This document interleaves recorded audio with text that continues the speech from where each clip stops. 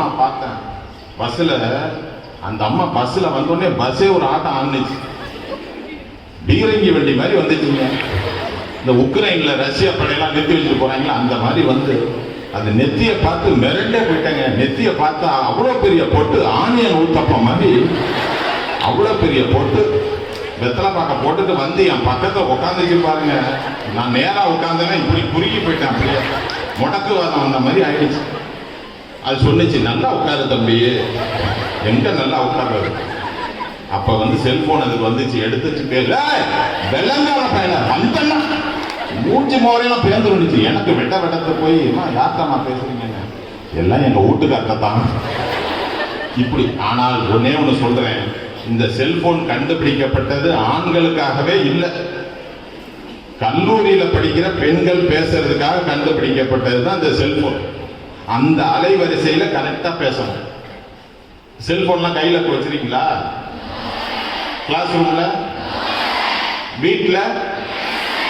இதுதாங்க காலேஜ், இதுதான் காலேஜ், இதுதான் கட்டுப்பாடு. அருமை அருமை அருமை. உண்மையிலே கும்பகோணத்துல பஸ் ஸ்டாண்ட்ல நின்றுட்டு இருந்தேன். ஒரு காலேஜில் படிக்கிற பொண்ணு வந்துச்சு, எடுத்து பேசுனுச்சு. அப்பதான் தெரியும் செல்போன்ல எப்படி பேசணும், எந்த அலைவரிசையில பேசணும். அன்னைக்கு தான் புரிஞ்சுக்கிட்டேன். என்ன அருமையா பேசுனுச்சு தெரியுங்களா?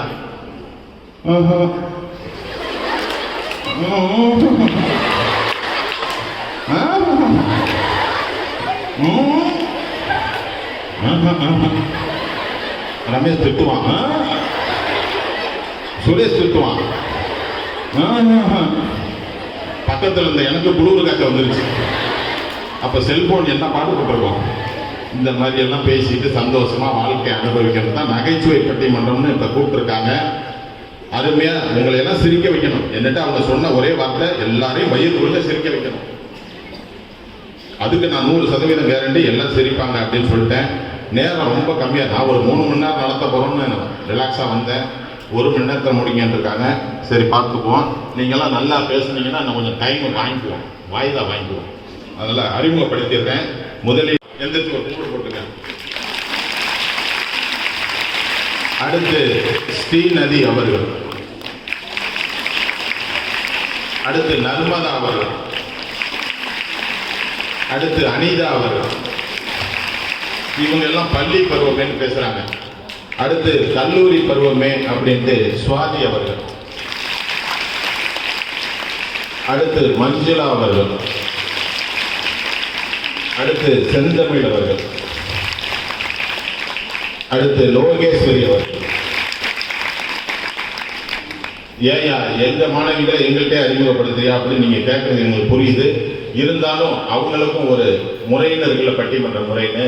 நாங்கள் பட்டிமன்றத்தை முதல்ல தொடங்கிடுவோம். தலைப்பை ஒட்டி பேசுங்க. நிறைய எடுத்து வந்திருக்கீங்கன்னு நினைக்கிறேன். நகைச்சுவையா சந்தோஷமா உள்ள பாயிண்டை மட்டும் ஒரு 5 நிமிஷம் பேசுங்க. நான் எப்போதும் மணியெல்லாம் எடுத்துட்டு வருவேன், இந்த பெல் அடிக்கிறது.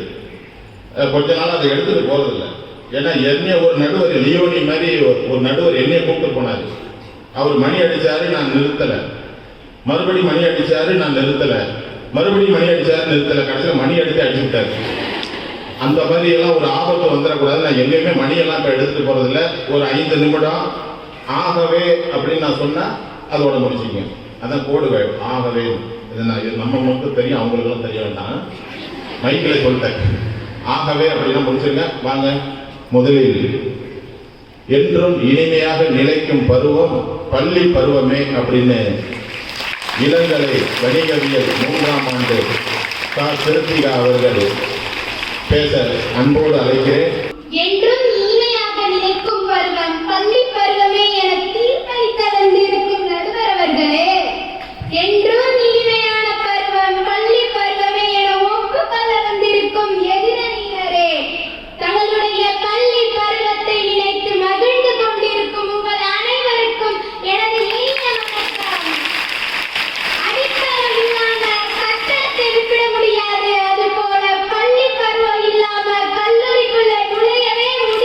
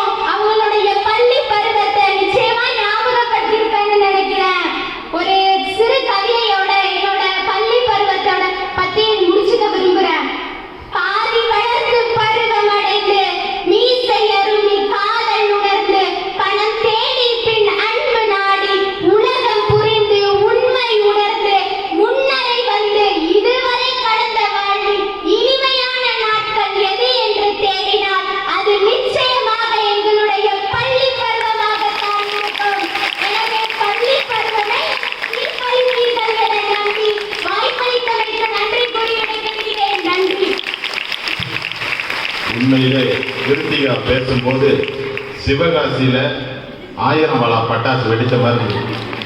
ஒரு பட்டாசு கூட புசுன்னு போகல, எல்லாமே கரெக்டா வெடிச்சது. அருமையா பேசணுமா? ஏன்னா சிவகாசியை சொல்லும் போது தான் நாமும் இப்போ என்னை வந்து பாராட்டினாங்க, மேடம் வந்து சால்வையை போட்டாங்க, பரிசு கொடுத்தாங்க. சிவகாசியில் ஒரு பட்டிமன்றம், பொங்கல் விழா, தீபாவளி விழா பட்டிமன்றம். அப்போ வந்து சிவகாசியில் பட்டாசு தொழிலாளர்கள் சார்பாக 10,000 மாலை பட்டாசு மாலையாக எனக்கு போட்டாங்க. எவ்வளோ சந்தோஷப்பட்டேன் தெரியுங்களா?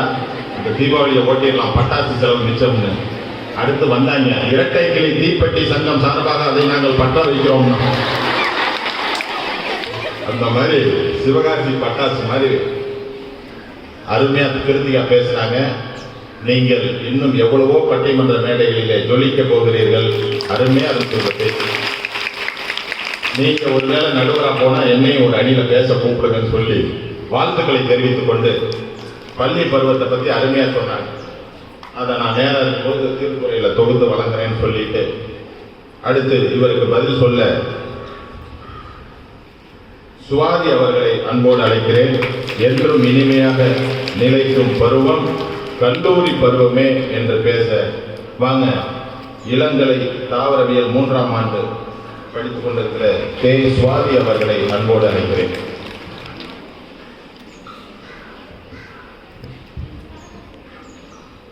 சிறந்த மொழிகளுக்கு நடுவே சிறந்தே பிறந்த என் தாய்மொழியாம் தமிழையும் என்றுமே இனிமையான பருவம் கல்லூரி பருவம் தான் என தீர்ப்பளிக்க வந்திருக்கும் நடுவர் அவர்களையும் அவையில் வீற்றிருக்கும் அனைவரையும் வணங்கி எனது உரையை எடுத்து வைக்கிறேன்.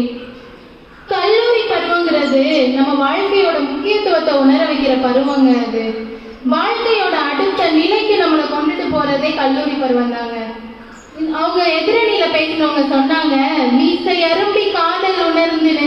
காதல உணர்ந்தது பள்ளி பருவமா இருந்தாலும் அதை சொல்றதுக்கான தைரியம் கல்லூரி பருவத்துல தாங்க வரும். அப்படியே அந்த கல்லூரி பருவத்துல அந்த ஒரு ஆணுக்கோ அல்லது ஒரு பெண்ணுக்கோ காதல் வரும்போது அந்த பையன் அப்ப ஒண்ணுமே தெரியாது அவனுக்கு. ஆனா அப்ப வரும் பாருங்க கவிதை, பட்ட பகலிலே பங்குனிலே காதல் குறிக்கும் நிலா அப்படின்னு. அவனோட காதலியை பார்த்து வர்ணிப்பான் பாருங்க, ரெக்க மட்டும் இருந்தா என் ஆளு தேவதடா அப்படின்னு. அப்ப பாருங்க அந்த பொண்ணு அப்ப வர நார்மலா தான் இருக்கும். ஆனா ஒரு பையன் பாக்குறான்னு தெரிஞ்சிருச்சுன்னா அடுத்த நாள்ல இருந்து அவ போடுற ட்ரெஸ், அவளோட ஹேர் ஸ்டைல், அவளோட மேக்கப்னு அப்படியே நடையும் உடையும் மாறி வருவா பாருங்க. அது இல்லவா காதல் உணர்வு. அததான் குற்றாலங்குறவஞ்சியில திரிகூடராசப்ப கவிராயர் அழகா சொல்லியிருப்பாரு. வானரங்கள் கனி கொடுத்து மந்தியோடு கொஞ்சம் மந்தி சிந்து கனிகளுக்கு வான்கவிகள் கெஞ்சும். அழகா காதலை வந்து அப்பவே எடுத்துரைச்சிருக்காரு பாருங்க. கல்லூரியில இன்னும் சிறப்பா சொல்ல போனோம்னா விடுதி பருவங்கிறது மிகப்பெரிய சந்தோஷத்தை கொடுக்கக்கூடியதுங்க. அதெல்லாம் ஒரு மரமா வளர்க்கக்கூடிய பருவங்க. பள்ளி பருவத்துல என்னதான் விதையை போட்டாலும் அதுக்கு தண்ணி ஊத்தி உரம் போட்டு வளர்த்து நம்மள ஒரு பெரிய மரமாக்குறது கல்லூரி பருவம் தான் நடுவர்களே. வாழ்க்கையை என்ஜாய் பண்ணி வாழ வைக்கிறது கல்லூரி பருவம் தான். பள்ளி பருவத்துல பாத்தீங்கன்னா morning study, afternoon study, evening study, special கிளாஸ்னு ஒரே போரிங்கா கொண்டு போவாங்க பாருங்க அந்த பள்ளி பருவத்தை. அப்பாடான்ற அளவுக்கு சோர்ந்து போற அளவுக்கு பள்ளி பருவத்துல நம்மளை கொண்டு போயிருப்பாங்க. இதுல வேற ஆயுத சரஸ்வதி எதுக்கு வேண்டியது இருக்காது. அப்படியே நம்மள வந்து நீ வரணும் ஸ்பெஷல் கிளாஸ் அப்படின்னு சொல்லி வைப்பாங்க பாருங்க. இதை படி, இதை டெஸ்ட் எழுத, அதை பண்ணி, இதை பண்ணுன்னு சொல்லி நம்மள ஒரு வழியாக்கி தாங்க கல்லூரி பருவத்துக்கு அனுப்புவாங்க. கல்லூரி பருவத்துல தாங்க நம்மளோட வாழ்க்கையோட முக்கியத்துவத்தை உணர்ந்து நம்ம குடும்ப சூழ்நிலைகளை தெரிஞ்சு நம்ம வாழ்க்கையோட அடுத்த கட்டத்துக்கு போக வைக்கிற பருவங்க. எதிரணியில பேசினவங்க அருமையா சொன்னாங்க, காலையில எந்திரிச்சு நாங்களாம் அப்பா அம்மா கிட்ட முத்தம் வாங்கி பள்ளிக்கூடத்துக்கு கிளம்பி வந்து நல்லா பேர் வாங்குறோம். நாங்களாம் காலையில 9 மணிக்கு காலேஜ்ல 8:45 மணிக்கு எந்திரிச்சு கிளம்பாமையும் பாஸ்டர் எல்லாம் தாண்டி உள்ள ஐடி போகாம நாங்க உள்ள காலேஜ்ல கிளாஸ்குள்ள வந்து உட்காரும் போது இருக்கோ பாருங்க அது எங்களுக்குமே வராதுங்க. ஒரு டிஃபன் பாக்ஸ் சாப்பாடு தான் எடுத்துட்டு வருவாங்க. 10 பேர் நம்ம ஃப்ரெண்ட்ஸா இருப்போம். ஒரு டிஃபன் பாக்ஸை நடுவில் வச்சுட்டு யாராவது ஒருத்தர் மட்டும் மிச்சம் இருக்க 9 பேருக்கு ஊட்டி விட்டு சாப்பிடுறதுல கிடைக்கிற சந்தோஷம் பள்ளி பருவத்துல கிடைக்காதுங்க. அது கல்லூரி பருவத்துல மட்டும்தான் கிடைக்கும். அதனால என்னைக்குமே கல்லூரி பருவம் தான் இனிமையானது அப்படின்னு சொல்லி நான் வந்து ஒரே ஒரு சின்ன கவிதை சொல்லி விடைபெறுகிறேன். யாம் அறிந்த மொழிகளிலே தமிழ் மொழி போல் இனிதாவது எங்கும் காணோம். அதை கொஞ்சம் மாத்தி பாருங்களேன். யாம் அறிந்த பருவங்களிலே கல்லூரி பருவம் தான் மிகவும் இனிமையானது அப்படின்னு சொல்லிட்டு நடுவர் அவர்கள் கல்லூரி பருவம் தான் இனிமையானது தீர்ப்பு வழங்குவாங்க என்ற நம்பிக்கையோட எனது உரையை நிறைவு செய்து விடைபெறுகிறேன். நன்றி, வணக்கம். பரவாயில்ல, அருமையா ஸ்கிரிப்ட் எல்லாம் அவங்க எழுதுனீங்களா, டீச்சரை சொல்லி எழுதுனீங்களா? ஏன்னா எல்லாமே கிளைமாக்ஸ்ல ஒரு கவிதையை வைக்கிறீங்க, நல்லா இருக்கு. நான் அந்த வார்த்தையை பயன்படுத்த சந்தேகப்பட்டேன், ஆனா எடுத்தோடனே அதை சொல்லிட்டீங்க. அதனால எனக்கு ரொம்ப சந்தோஷமா போச்சு. நானும் நிறைய எழுதியிருக்கேன். நான் எழுதாத கவிதையா அதெல்லாம் சொல்லணும்னு ஆசையா இருக்கு. அப்பப்ப சொல்றேன் ஞாபகப்படுத்தி. டி ராஜேந்தர், தன்னம்பிக்கைக்கு மிகப்பெரிய உதாரணம் டி ராஜேந்தர். அவருடைய கவிதையெல்லாம் கேட்டிருப்பீங்க. அதே மாதிரி அவர் எவ்வளவு பாடுபட்டு ஒரு விஐபி ஆனாரு அப்படிங்கிறதையும் நீங்க கேள்விப்பட்டிருக்கீங்க. மாயவரம் கல்லூரி தான் அவரை வளர்த்தது. என்ன இன்னைக்கு பார்த்தா ஐயோ போஸ்ட் ஆஃபீஸ் அப்படிம்பாரு. நான் போஸ்ட் ஆஃபீஸ்ல போஸ்ட் மாஸ்டர் வேலை பார்த்து இப்பதான் விருப்ப ஓய்வு கொடுத்தேன். அதே மாதிரி பாக்கியராஜ் சாரும் நம்மளை ரொம்ப தெரியும். விசு சாரு எல்லாருமே அரட்டை அரங்கத்துல எல்லா இடத்துலையும் நகைச்சுவை இருக்கிறதுனால நம்மளை பயன்படுத்திக்குவாங்க. அதே மாதிரி அதிகமா பாரதி ராஜாவும் அதிகமா சொல்லியிருக்காரு நீங்க சொன்னதை, என் இனிய தமிழ் மக்களே அப்படின்னு. அப்படி பார்த்த ஒரு கடல் அலையை அப்படி நிறுத்தி மறுபடியும் இந்த பிரபஞ்சம் இன்னும் ஈரமாக இருப்பதற்கு காரணம் அதை சொல்லும் போது அலையப்பா அதை ரொம்ப அருமையா நாகரிகமா சொன்னீங்க. வாழ்த்துக்கள். அடுத்து அவருக்கு பதில் சொல்லணும். என்றும் இனிமையாக நினைக்கும் பருவம் பள்ளி பருவமே அப்படின்னு ஸ்ரீநதி அவர்கள் எங்க இருக்காங்க? வாங்க. நடுவர் அவர்களே, இவ்வளவு நேரம் எல்லாரும் பேசினாங்கல்ல, உங்களை வர்ணிச்சு யாராவது ஒரு கவிதை சொன்னாங்களா? சொல்லுங்கம்மா, சொல்லுங்க. பார்ப்பதற்கு பூச்செண்டாய், பழகுவதற்கு கற்கண்டாய், எதிரடிக்கு அணுகுண்டாய், எங்கள் அணிக்கு பலம் ஒன்றாய் அமர்ந்திருக்கும் நடுவர் அவர்களே. இவ்வளவு பொய் சொல்றாங்க, வஞ்சகம் இல்லாம சிரிக்கிறீங்க. ஆனா என்னை பார்த்தா ஒரு நடிகர் மாதிரி சொல்லுவாங்க. நிறைய பேர் வந்துட்டாரியா, கேப்டன் வந்துட்டாரு அப்படின்னாங்க. அதுக்கு நீ கருப்பா இருக்குன்னு சொல்லிட்டு போயிடலாம். ஒரு இடத்துல போய் பேசினேன் பாருங்க, போலீஸ்காரங்க வந்து மாலை போட்டாங்கம்மா கேப்டன் மாதிரி பேசினதுக்கு. சார் 80 கோடி மக்கள் போன்ற இந்த இந்தியா 100ல ஒருத்தர் கூட போலீஸ்காரா இல்ல, இருக்கிற மீதி பேரும் தீவிரவாதிகள் கேட்டு போயிட்டா இந்த நாட்டை யாரு சார் காப்பாற்றுறது? இன்னைக்கு வந்து உக்ரைன் அதிபர் டெய்லி மெசேஜ் போட்டுட்டு இருக்காரு. அதுக்கு பதிலாக நம்ம கேப்டன் விஜயகாந்தா போய் ஒரு 1/2 மணி நேரம் புட்டின்கிட்ட பேசிட்டு வாயிலான்னா அவர் ரஷ்ய படையை உடனே வாபஸ் வாங்கியிருப்பாரு. ஏன்னா இவர் ஒரு 3/4 மணி நேரம் பேசி பாகிஸ்தான் தீவிரவாதியை விஷம் முடிச்சுட்டு செத்து போயிட்டான். அந்த அளவுக்கு என்னைய கேப்டன் சொல்லுங்க, கருப்பா இருக்கேன்னு சொல்லுங்க. ஆனா பூச்சேட்டுன்னு சொன்னது அதை பார்த்து சொல்லியிருக்கீங்க. அணு குண்டு, வெடி குண்டு எல்லாம் சொன்னீங்க. ஓகே, பாராட்டினீங்க, ரொம்ப நன்றிமா. நடுவர் அவர்களே, மனிதனுக்கு கழுகு பார்வை வேணும்னு ஆசை, வான்கோழிக்கு மயில் மாதிரி ஆடணும்னு ஆசை, 30 வயசுக்கு கீழே அழகான பொண்ணை கல்யாணம் பண்ணணும்னு ஆசை, 30 வயசுக்கு மேல கல்யாணம் பண்ணணுங்கிறதே ஒரு ஆசை. ஆனா படிச்சு முடிச்ச எல்லாருக்கும் பள்ளிக்கூட பருவத்துக்கு திரும்பி போகணும் தான்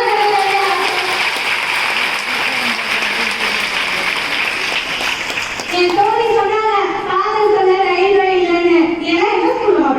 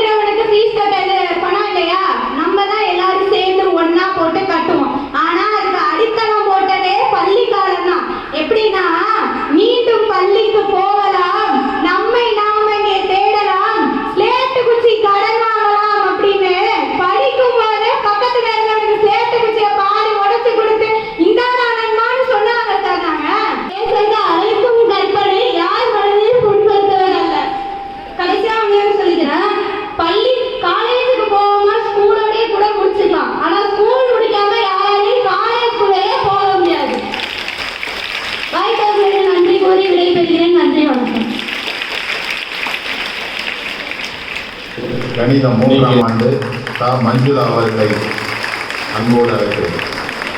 கனவுகளில் நெஞ்சில் விதைத்து கண்களில் அறுவடை செய்யும் காலம், அதுதானங்க எங்க கல்லூரி காலம். ஸ்ரீநதி அழகா சொன்னாங்க, கல்லூரி பருவம்னாலே ஏமாற்றம் தான். நீங்க ஏன் எல்லாத்தையும் எக்ஸ்பெக்ட் பண்ணிட்டு வரீங்க? இப்படி எக்ஸ்பெக்ட் பண்ணிட்டு வரதுனால தானே ஏமாற்றம் அடைவீங்க. உங்களுக்கு பள்ளி பருவத்தை அனுபவிக்க 12 வருஷம் தேவைப்பட்டுச்சு. ஆனா எங்களுக்கு 3 வருஷம் தான் நல்லா ஜாலியா என்ஜாய் பண்ணிட்டு போயிடுறோம். அந்த 12 வருஷத்துலயும் நீங்க எவ்வளவு என்ஜாய் பண்றீங்கன்னு நான் லிஸ்ட் போட்டு சொல்லவா? அப்பா அம்மாவை கஷ்டப்பட்டு ஸ்கூலுக்கு டொனேஷன் கட்டி எல்கேஜில இருந்து 10வது வரை ஃபெயில் ஆகாம படிச்சு பிசிக்ஸ்க்கு ஒரு டியூஷன், கெமிஸ்ட்ரிக்கு ஒரு டியூஷன், மேத்ஸ்க்கு ஒரு டியூஷன் ரோடோடா தெரிஞ்சு அதுக்கு ஃபீஸ் கட்ட உங்க அப்பா அம்மாவை ரோடோடா திரிய வச்சு அவங்க சொன்னதெல்லாம் அப்படியே வாயில போட்டு மென்னு முழுகி பஞ்சையில வாமிட் எடுத்து அந்த மார்க்கு பத்தாம உங்க வீட்டுல காசெல்லாம் சரியாகுதுன்னு உங்க அப்பா அம்மா நைட்டெல்லாம் தூங்க விடாம உங்களையும் தூங்க விடாம நைட்ல அந்த கிளாஸ்ல டீயா வச்சு குடிச்சு மொட்டை மனப்பாடம் பண்ணி எப்பாடா இந்த வாழ்க்கை முடியும் காலேஜ்ல போய் என்ஜாய் பண்ணலாம் நான் இப்ப நினைச்சிட்டு இப்ப இங்க எதிரில் உட்கார்ந்துருக்க உங்களுக்கு உங்க பள்ளி பருவம் இனிமே தருதுன்னா நாளைக்கு செமஸ்டர் எக்ஸாமா இருக்கும். இன்னைக்கு பாப்போம் என்ன பேப்பர் என்ன சிலபஸ். எங்களுக்கு அந்த கல்லூரி பருவம் தெரிஞ்சுட்டாங்க. ஆனா என் மனசுல ஒரு படுத்துமா, எனக்கு கொஞ்சம் ஜோசியம் தெரியும். நீ உண்மையிலே கல்யாணம் ஆகணும்னா மாமியார்ட்ட நல்லா சண்டை போடுவேன்னு தெரியும். கொஞ்சம் மூச்சு விட்டு பேசுமா. இந்த மைக் செட்டு அண்ணன் கொஞ்சம் வால்யூம் ஏத்துங்கண்ணே. எனக்கு எப்போதும் ஃபுல்லா வச்சு விட்டுருங்க. நாங்கெல்லாம் காலையில காலேஜுக்கு வருவோம். ஜூனியர் சீனியர் எல்லாம் பார்க்க மாட்டோம். நல்லா சுத்துவோம். ஏதோ காலேஜ் எங்களுக்கு தான் கட்ட மாதிரி. ரேங்கிங் அப்படிங்கிற பேருக்கான அர்த்தமே மாறி போயிடுச்சுங்க. முன்னாடி எல்லாம் ரேங்கிங்னா ஜூனியர் வர பசங்க ரொம்ப சின்ன பசங்களா வருவாங்க. அவங்கள கொஞ்சம் தேக்கி விடுறதுக்கு சீனியர் தர அட்வைஸா தான் இருந்துச்சு. இப்பதான் அதோட அர்த்தத்தை மாறி போயிடுச்சு. உங்களுக்குலாம் ஒரு பிரச்சனைனா நீங்க யார்கிட்ட சொன்னீங்க? உங்க அப்பா அம்மா வந்து தீர்த்து வைப்பாங்க, இல்ல ஃப்ரெண்ட்ஸ்குள்ள ஏதோ அப்படி இப்படின்னு பேசிக்கிறீங்க. ஆனா எனக்கு ஒரு பிரச்சனைனா என் டிபார்ட்மெண்ட் வரும், வெளியே எனக்கு ஒரு பிரச்சனைனா காலேஜே வரும். அந்த அளவுக்கு நாங்க ஒற்றுமையா இருக்கோம் நடுவர் அவர்களே. கல்லூரி மாணவர்கள் கையில் எடுத்த போராட்டம் இதுவரையில் தோற்றதே இல்லை என்கின்ற ஒரு வரலாறே இருக்கின்றது நடுவர் அவர்களே. அதற்கு எடுத்துக்காட்டுதான் ஜல்லிக்கட்டு. நம்மளோட உரிமையை மீட்டெடுத்து நம்ம கையிலே வாங்கணும் பாத்தீங்களா? அங்க நிக்கிறோம் நாங்க கல்லூரி பருவத்துல உள்ளவங்க. இங்கேதான் நீங்கதான் பள்ளி பருவத்துல நீங்க கொண்டு போன அந்த பேக் எல்லாம் மறந்துட்டீங்கன்னு நினைக்கிறேன். அப்பா எவ்வளவு இருக்கும், ஒரு சப்ஜெக்டுக்கு 2 நோட்டு 3 நோட்டு நினைச்சு வாங்குறதே ஒரு மாதிரியா இருக்கு. நாங்கெல்லாம் ஒரே நோட்டு தான், முன்னாடி ஒரு சப்ஜெக்ட் பின்னாடி ஒரு சப்ஜெக்ட், நடுவில் கொஞ்சம் இருக்குது, பின்னாடி எக்ஸ்ட்ரா கேம். வருங்காலத்துல நாங்க போடுற ஆட்டோகிராஃப் எல்லாம் பின்னாடி போட்டு வச்சிருக்கோம் நடுவர்களே. அதுல என்ன இருக்கு தெரியுமா? ஆனா எல்லா உண்மையும் இப்பதான் வெளியில வருது. கல்வினாலே அது எங்க கல்லூரி தாங்க. அப்புறம் பிடி பீரியட், ஸ்கூல்ல நிறைய பிடி பீரியட் இருக்கும். ஆனா எங்களுக்கு பிடி பீரியட் தான் கம்மி தான். என்ன நாங்க வர ப்ரொஃபஸரே பாடம் நடத்த விடாம 6 பீரியட் ஃப்ரீயா என்ஜாய் பண்ணிட்டு இருக்கா அது நாங்க மட்டும்தான். கேண்டீன்ல ஒரு பப்ஸ் வாங்குவோம். கஷ்டப்பட்டு கூட்டத்துல முந்தி அடிச்சு ஒரே ஒரு பப்ஸ் வாங்கிட்டு வருவோம். நாங்க வெளியே வந்தோட அந்த ஒரு பப்ஸை நாங்க 10 பேர் சாப்பிட்டோம் பாருங்க. அதெல்லாம் எங்க கல்லூரி பருவத்துல மட்டும்தான் நடுவர் அவர்களுக்கு கிடைக்குமே. சிவகங்கை பூங்கால கூட அப்படிதாம்மா. இல்ல நான் வேற யாருக்கு சொல்லு, நீ இப்ப எல்லாம் சிரிச்சு மாட்டி விட்டுருவீங்க. இல்ல ஒரு பப்ஸ் 10 பேர் சாப்பிடலான்னு நான் சொன்னேன்.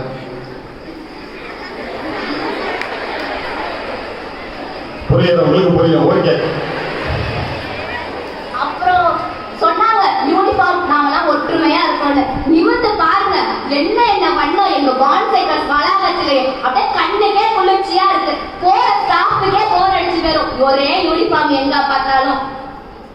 ஸ்கூல் லைஃப்ங்கிறது ஒரு சேஃப் சொல்லுங்க. நம்ம பேரண்ட்ஸ் கையையும் டீச்சர்ஸ் கையையும் குடிச்சு அவங்க பின்னாடியே போய் தான் ஆகணும். ஆனா காலேஜ் அப்படி இல்லை. நம்ம லைஃப் நம்ம கையில அப்படிங்கிற கெத்து இருக்கு நம்மள்ட்ட.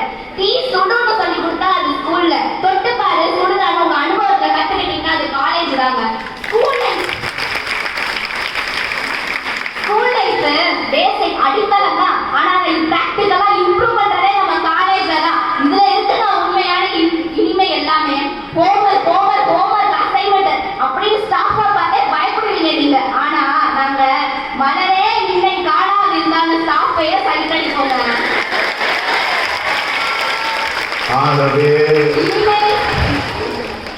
ஆகவே இனிமை என்றாலே அது எங்க கல்லூரி பருவம் தாங்க. Leave letter, progress report, teachers அப்படின்னு டீச்சர்ஸ் பேரண்ட்ஸ் திட்டுவாங்க உங்களோட 12 வருஷம் முடிஞ்சு போச்சு. ஆனா காலா கேம்னு சுத்துவாங்க எங்க காலேஜ்ல. எனவே என்றும் இனிமையானது கல்லூரி பருவமே. பிரசன்ட்டை என்ஜாய் பண்ண கத்துக்கோங்க. முடிஞ்சு போனதுக்கு அப்புறம் தான் ஒரு விஷயத்தோட அருமை நம்மளுக்கு தெரியும். பள்ளி பருவம் முடிஞ்சனாலதான் அது உங்களுக்கு இனிமை தருது. ஆனா கல்லூரி முடிஞ்சிட்டு போய் வெளியே வேலையில உட்கார்ந்து போயிட்டு கேட்டு பாருங்க கல்லூரி பருவத்தோட இனிமை என்று கூறி விடைபெறுகிறேன். நன்றி.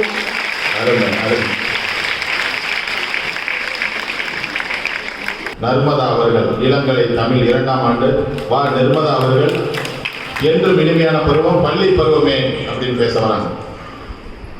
பால் ஊட்டும் போது நீ பல்லாறு கடிகையில் அன்னை சொன்னதும், பால் குடித்த பின் பிள்ளை நீ சொன்னதும் அம்மா. அதுதான் உன் மொழி, அமுத தாய்மொழி தமிழ் மொழி. அனைவருக்கும் எனது அன்பான இனிய முத்தமிழ் வணக்கம். நடுவர்களே, என்றும் இனிமையாக இருப்பது பள்ளி பருவமா கல்லூரி பருவமான்னு கேள்வி வச்சிருக்காங்க. வெட்கப்பட்டு, வேதனைப்பட்டு, அவமானப்பட்டு, துக்கப்பட்டு, துயரப்பட்டு, அசிங்கப்பட்டு, அல்லோலப்பட்டு 4 வருஷமோ 3 வருஷமோ நான் 5 டிகிரி வாங்குற இந்த கல்லூரி வாழ்க்கையை விட அல்வா மாதிரி ஆள் பாஸ் கிடைக்கிற பள்ளி வாழ்க்கை தான் நடுவர்களே இனிமையானது. வெயிலோடு விளையாடி, வெயிலோடு உறவாடி, வெயிலோடு மண்ணு கட்டி ஆட்டம் போட்டோமே. நம்ம பள்ளி பருவத்துல நமக்கு என்னைக்குமே மன மகிழ்ச்சியை தர மிகப்பெரிய சந்தோஷம் எது தெரியுமாங்க? நம்ம நண்பன்கிட்ட வாடா விளையாடலான்னு கூப்பிட்டு வெயிலையும் பேர்வையே தெரியாத அளவுக்கு விளையாடுவோம் தெரியுமாங்க? அதுலதான் உண்மையான மன மகிழ்ச்சியே இருக்கு. ஆனா கல்லூரியில வாடி விளையாடலான்னு கூப்பிட்டா நான் மேக்கப் போட்டிருக்கேன், டபுள் கோட்டிங் மேக்கப் போட்டிருக்கேன், லிப்ஸ்டிக் போட்டிருக்கேன், வெயில்னாலே அலர்ஜின்னு சொல்லி விளையாடவே வரமாட்டேங்கிறாங்க. நடுவர்களே, பள்ளியில தான் என்றுமே இனிமையான மன மகிழ்ச்சி கிடைக்குது. ஸ்கூல்ல பேரண்ட்ஸ் மீட்டிங்னு ஒன்று வைப்பாங்க. அந்த பேரண்ட்ஸ் மீட்டிங்க 7 நாள் வைக்கிறாங்கன்னு இருக்கும். இருந்தாலும் அந்த பேரண்ட்ஸ் மீட்டிங்ல நமக்கு பிடிச்ச பிள்ளையோட அப்பா அம்மா வந்தா அவங்க முன்னாடி நல்ல பேர் வாங்கணும்னு நடிப்போம் பாருங்க நடிப்பு. அந்த நடிப்புல கிடைக்கிற சந்தோஷம் கல்லூரி பருவத்துல கிடைக்குமா நடுவர்களே? எதிரணியில பேசினேன், சுவாதி சொன்னாங்க காதல சொல்றதுக்கு பள்ளியில தோணும், ஆனா கல்லூரியில காதல சொல்றதுக்கு தான் தைரியம் வரும்னு. வரும் சாத்தியவர்களே வரும். பள்ளி பருவத்துல எங்க ஹீரோ என்ன தெரியுமா பண்ணுவாரு? அந்த பிள்ளைய பார்த்து சைட் அடிப்பான். அந்த பிள்ளைகிட்ட நல்ல பேர் வாங்கணும்னு படிச்சு முதல் மார்க் வாங்குவான். அந்த காதல் என்னைக்காவது பிரியும் போது பேனார் போகட்டும் போனார் நம்ம ஹீரோவும் போயிடுவாரு, அந்த பிள்ளையும் போயிடும். ஆனா உங்க கல்லூரி பருவத்துல வர காதல் இருக்கே அப்பாப்பா, அந்த பையன் காதல சொல்ல தைரியம் வந்து காதல சொல்லி 2 பேர் காதல் பண்ணி அந்த காதல் பிரியும் போது அந்த புள்ளை செத்து போறதும் இந்த பையன் ஆசிட் அடிக்கிறதும் வாழ்க்கை சீரழிச்சு குட்டிச்சவரா போறதே உங்க கல்லூரி பருவத்துல தாங்க. எங்க பள்ளி பருவத்துல காதல் பிரிஞ்சாலும் பல வருஷம் கழிச்சு நம்ம ஹீரோ அந்த புள்ளைய பார்க்கும்போது 2 பேரும் பழசா நினைச்சு சிரிச்சு பார்த்துப்பாங்க தெரியுமா? அந்த உண்மையான மன மகிழ்ச்சின்றதே எங்க பள்ளி பருவத்துல நடுவர்களே கிடைக்கும். காலேஜுக்கு வரப்ப பொண்ணுங்களா இருந்தாலும் சரி பசங்களா இருந்தாலும் சரி அப்பப்பா சொல்லவே முடியாது. 1 மணி நேரம் குறையாம இந்த சட்டையை போடவா, அந்த சட்டையை போடவா, இந்த தோடை போடவா, அந்த தோடை போடவா, பசங்க மேல கொண்டு லிப்ஸ்டிக் போடுறாங்க நடுவர்களே. இந்த கொடுமையை நான் எங்க போய் சொல்றது? ஆனா எங்க பள்ளியில 2 சீருடை தான் வச்சிருப்போம். 5 நிமிஷமோ 10 நிமிஷமோ கிளம்பி அம்மா சாப்பிட லேட் ஆயிடுச்சுன்னா சாப்பிட்டுட்டு போமா, இல்லைன்னா நீ ஸ்கூலுக்கே போவேனான்னு சொல்லுவாங்க. அப்படியும் லேட் ஆயிடுச்சுன்னா தட்டுல சாதத்தை போட்டு அல்வா மாதிரி எடுத்துட்டு வந்து ஊட்டி விடுவாங்க தெரியுமா? அந்த பாசம்ன்றது எங்க பள்ளி பருவத்துல தான் நடுவர்களே கிடைக்கும். ஸ்கூல்ல ஒரே ஒரு நாள் மேத்ஸ் டீச்சர் கொடுத்த கணக்கு பாடம் அடுத்த நாள் டெஸ்ட் அன்னைக்கு அந்த மேத்ஸ் டீச்சர் லீவுன்னு தெரிஞ்சா அந்த பையன்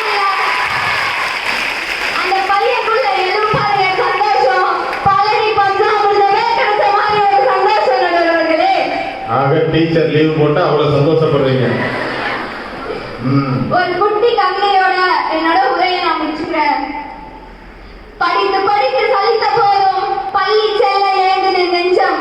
கல்வியை கற்றதும் அங்குதான், நல்ல நண்பனை பெற்றதும் அங்குதான். பிரியா நண்பனுக்கு பிரியா விடை கொடுத்த துயரமான நொடிகள், நெஞ்சில் நீங்கா நினைவுகள். ஒரு ரூபாய் சாக்லேட்டும் கதை சொல்லும் என் பள்ளியின் பெயரை சொன்னால். அன்று போட்ட சண்டைகள் இன்று நினைத்தால் சிரிக்க தோன்றுகிறது. தோல்வி ஏற்பட்டால் தோள் கொடுத்தான், தன்னை போல் என்னை நேசித்தான். தான் கேலி செய்தாலும் பிறர் கேலி செய்ய விட்டதில்லை. நான் துவண்ட போது என்னை சிரிக்க வைக்க தவறியதில்லை. சாப்பிட்டில் தொடங்கும் சண்டை லெட்டரில் சென்று முடியும். அவையாவும் இனிமையான தருணம். தெரியாத கேள்விக்கு தெரிந்தது போல் நடிப்பதும், தெரிந்த போதும் நிற்பதும் பள்ளியின் நீங்கா நினைவுகள். கணக்கு பாடமும் கணக்கு போடும் நாங்கள் வாங்கிய கொட்டுக்களை.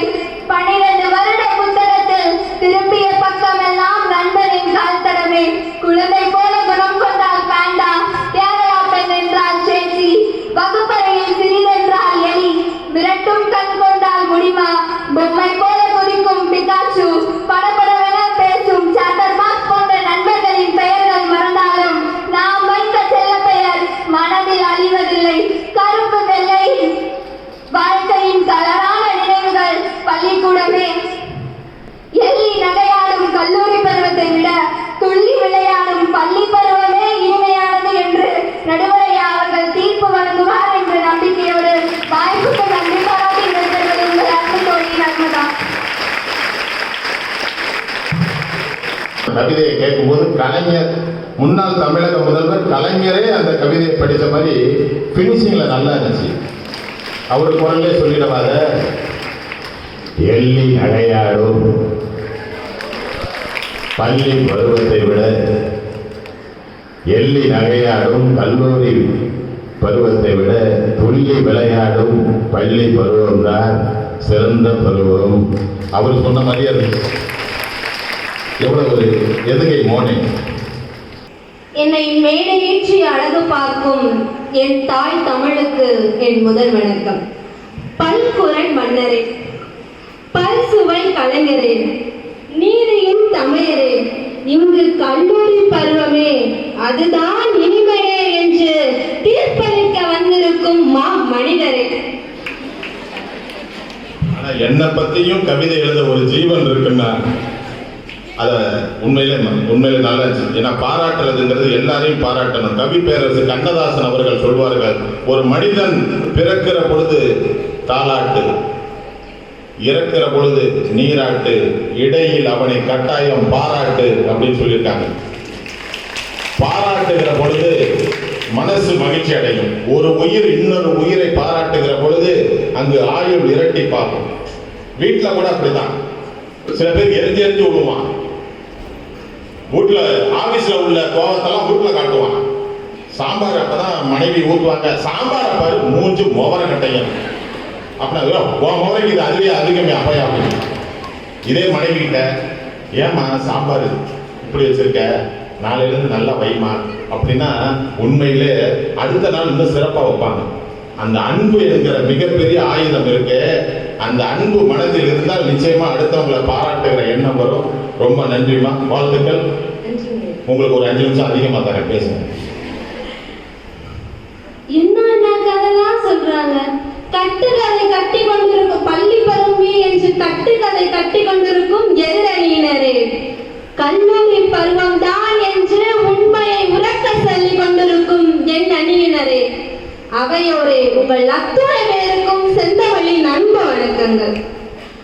என்றும் இனிமையாக நினைக்கும் பருவம் பள்ளி பருவமே கல்லூரி பருவம். நடுவர்களே, இதில் எந்த சந்தேகமும் இல்லை. என்றும் இனிமையாக நினைக்கும் பருவம் கல்லூரி பருவம் தாங்க.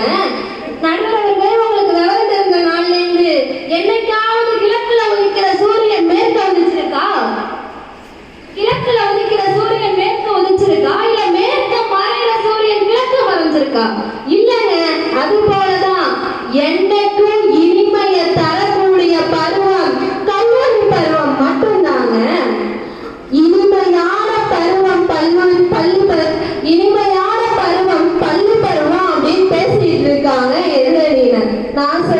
கேளுங்க. இனிமையான பருவம் கல்லூரி பருவம், இந்த இம்சையான பருவம் தாங்க பள்ளி பருவம். எப்ப பார்த்தாலும் ஸ்கூல் வந்தா test, heavy weight bag, uniform, ரெட்டச்சடை, மார்னிங் ஸ்டடி, ஈவினிங் ஸ்டடி. என்னடா எல்லாம் முன்னாடி சொல்லிட்டு உட்கார்ந்து இருக்காங்க, திரும்ப இந்த பிள்ளை ரிப்பீட் அடிக்கிறதுனால பாக்குறீங்க. இதெல்லாம் மாறாத உண்மைங்க. இது போல என்னைக்கும் போரான லைஃப் ஸ்கூல் லைஃப் தாங்க.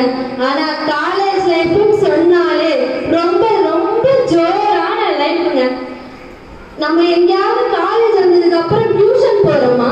பள்ளியில எத்தனை சப்ஜெக்ட் இருக்கோ எல்லாத்துக்கும் டியூஷன். ஆனா காலேஜ் வந்தா நோ டியூஷன், நோ டென்ஷன். நடுவர்களே, அரிதறிது மானிடராய் பிறத்தல் அரிதுன்னு சொன்னாயா அப்பை பாட்டி. நான் சொல்றேங்க, இனிதெனிது கல்லூரி பருவம் தாங்க என்னைக்கும் இனிது. என் பாட்டன் வள்ளுவன் சொன்னான், நட்பிற்கு வீற்றிருக்க யாதனில் கொற்பின்றி வள்ளுவாய் ஊன்றும் நிலை. ஒரு நண்பனுக்கு கொடுத்து உதவுறதுதான் நட்பின் சிறப்பாம். அந்த நட்பின் சிறப்பை சொல்லி தரதே நம்மளுடைய கல்லூரி பருவம் தான் நண்பர்களே. ஒரு தேவையோ தேவையோ சோர்ந்து உட்கார்ந்தா உனக்காக நான் இருக்கேன், கவலைப்படாதன்னு தோல்ல கை போட்டு சேர்ந்த பக்குவம் நம்மளுடைய கல்லூரி பருவத்துல தான் வரும் நண்பர்களே. அனிதா அவர்களை பள்ளி பருவமே என்று பேச அன்போடு அழைக்கிறேன். மனுநீதி தோழன் போல நடுநிலை தவறாது என்றும் இனிமையான நினைவுகளை தருவது பள்ளி பருவமே என்று தீர்ப்பளிக்க காத்திருக்கும் நடுவர்களை வழங்கி, இந்த பொண்ணு 5 நிமிஷத்துல முடிச்சிருமா இல்ல 10 நிமிஷம் ஆகுமாறு பதட்டத்தோட பார்க்கிற என் அருமை தோழிகளுக்கும் வணக்கம் கூறி என் உரையை தொடங்குகிறேன். பள்ளிக்கூடத்துல பாடம் படிச்சதில்ல, நாங்க நட்பு படிச்சோம், சின்ன வயசுல நாங்க அறிந்ததில்ல, ஒன்னா சேர்ந்து சிரிச்சோம் என்ற பாடல் வரிகளுக்கேற்ப எப்போதுமே இனிமையான நினைவுகளை தருவது பள்ளி பருவம் தான் நடுவர் அவர்களே. நம்ம என்னதான் முதுமையையே எட்டினாலும் மீண்டும் நம்ம போக நினைப்பது பள்ளி பருவம் தான். எத்தனை நினைவுகள் பள்ளி பருவத்துல. ஒரு தடவை முட்டிட்டு விட்டா கொம்பு முளைச்சிடும், மைண்ட் எனக்கு புத்தகத்துல வச்சா இன்னொரு மொழிக்கூட பேசுற அரியா பேச்சு. எல்லா பள்ளிக்கூடத்திலையும் ஒரு மாமரம் இருக்கும், அந்த மாமரத்துல நண்பர்கள்லாம் கூட்டிக்கிட்டு மாங்காய் அடிச்சு சாப்பிடுற சுகம் இருக்கு. அது ஒரு தனி நடுவர் அவர்களே. அது மட்டுமா, நண்பரோட கவனிக்க விட்டுட்டேன். என்னது என்னம்மா சொன்னீங்க? எல்லா பள்ளிக்கூடத்திலையும் ஒரு மாமரம் இருக்கும், அந்த மாமரத்துல நண்பர்கள் எல்லாம் கூட்டிக்கிட்டு கல்லால மாங்காவை அடிச்சு பகிர்ந்து சாப்பிடுவோம் பாருங்க. அந்த மாங்காய் அதோட சுவையே வேற சுவைதான் நடுவர்களே. பரவாயில்ல பரவாயில்ல. திருட்டு மாங்காவுக்கு எவ்வளவு வருதுன்னு பாருங்க.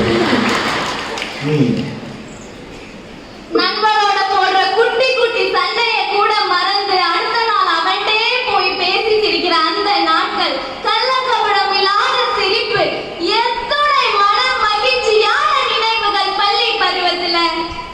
சச்சின் டெண்டுல்கர் படிச்சது 10வது தான், ஆனாலும் அவர் ரன் அடிச்சா 100 ஆகுதே.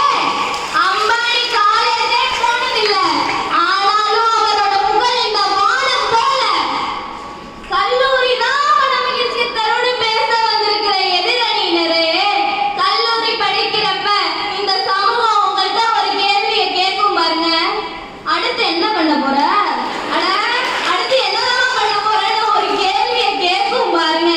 அந்த கேள்விக்கான விடையை தேடி தேடி ஓடி ஓடிய உங்க கல்லூரி வாழ்க்கையே முடிஞ்சிருது.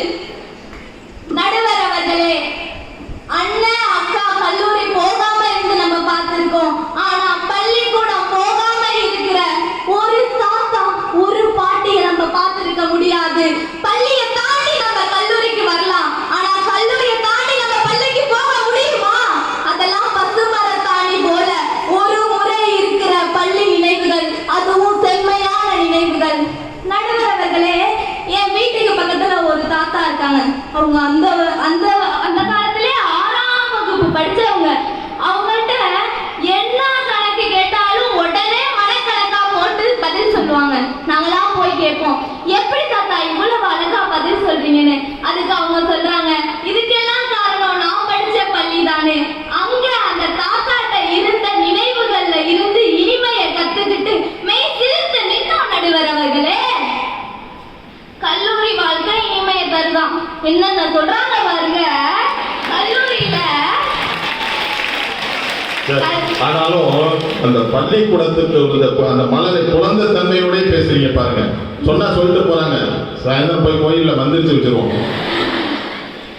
கல்லூரி பருவத்துல ரெக்கார்டு, அப்சர்வேஷன், ப்ராஜெக்ட், வைவா, செமினார், பிபிடி, இன்டர்ன்ஷிப், அசைன்மெண்ட், எங்க இதெல்லாம் ஒழுங்கா பண்ணலன்னா நம்ம இன்டர்னல் மார்க்க குறைச்சிருவாங்களோங்கிற பயம், அந்த பயத்திலே வருத்தமா வாழ்றது கல்லூரி பருவம் நடுவர் அவர்களே.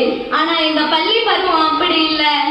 கொடுக்கிற வீட்டு பாடத்தையும் முழுதா எழுதாம பாதி மட்டும் எழுதி மீதி எழுதாம போவோம்.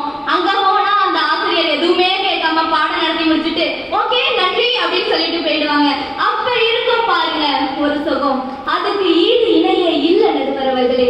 நடுவர் அவர்களே, நமக்கு பிடிக்கிற இடத்துல நேரம் போறதே தெரியாது. பள்ளியில ஒரு நாள் முழுவதும் உட்கார்ந்துருப்போம், நேரம் போறதே தெரியாது. கல்லூரியில அரை நாள் தான் உட்கார்ந்துருப்போம், ஆனா ஒரு நிமிடம் முன் சுத்துறது கூட ஒரு யுகம் போல உங்க எல்லாருக்கும் வருத்தம் தருது.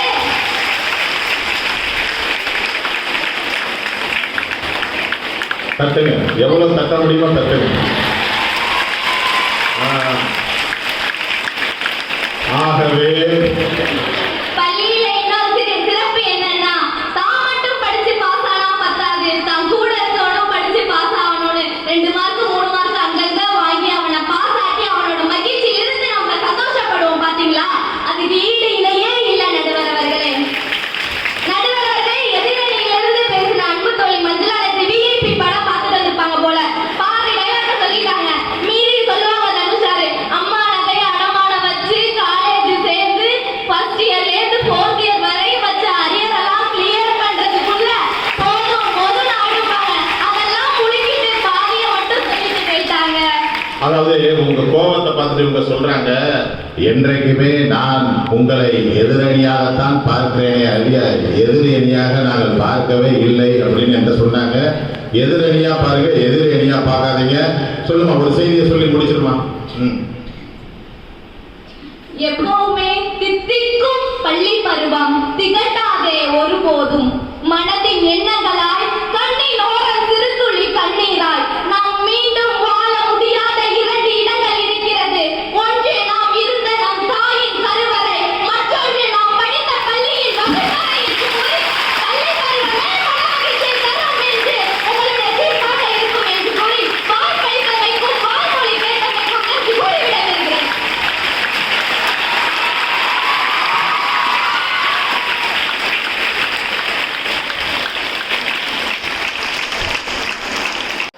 ஒரு படத்தோட வெற்றி கடைசியில அந்த கிளைமாக்ஸ்ல தான் இருக்கு. உண்மையிலே அந்த கிளைமாக்ஸ்ல வச்சப்பார் ஒரு பஞ்சு.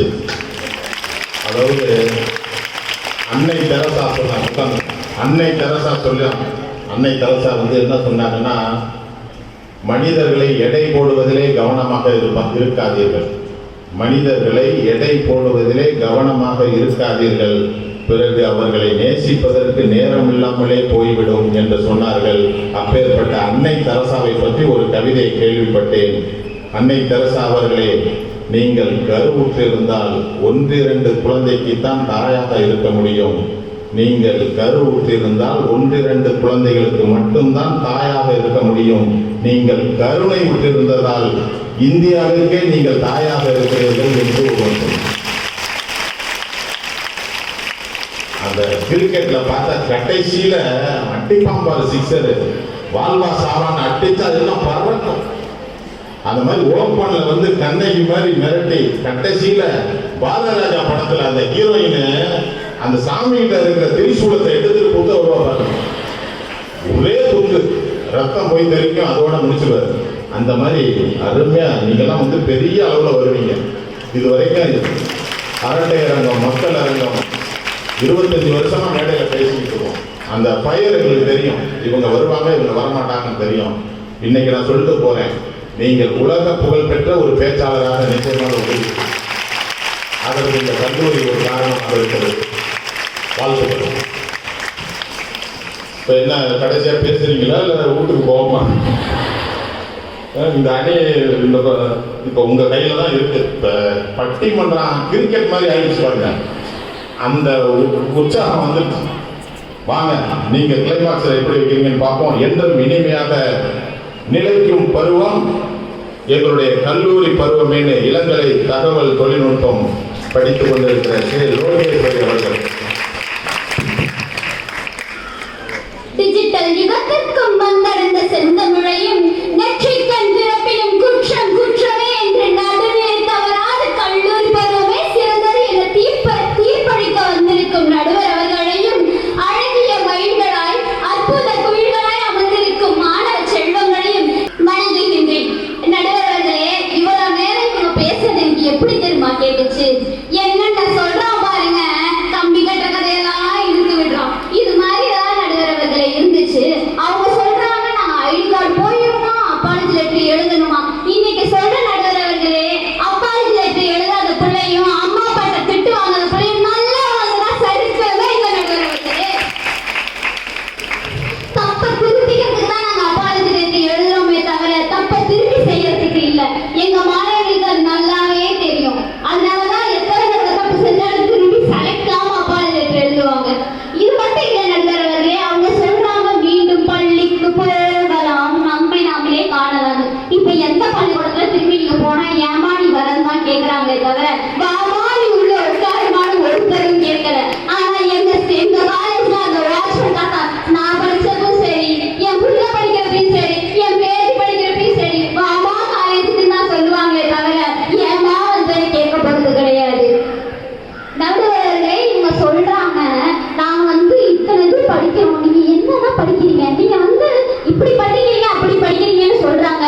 நீங்க 14 வருஷம் படிக்கிறத நாங்க 3 வருஷத்துல படிக்கிறோம். அது மட்டும் இல்ல நடுவர்களே, இவங்க எக்ஸாம் எழுத போறப்ப அங்க விழுவா பாருங்க ஒரு முருட்டு, அதை தான் நடுவர்களே ஏத்துக்கவே முடியாது. நம்ம ஸ்கூல்ல படிக்கும்போது மச்சான் படிச்சியா கேட்போம், சத்தியமா படிக்கிறதுக்கு அப்புறம் வச்சு சத்தியம் பண்ணுவான். ரிசல்ட்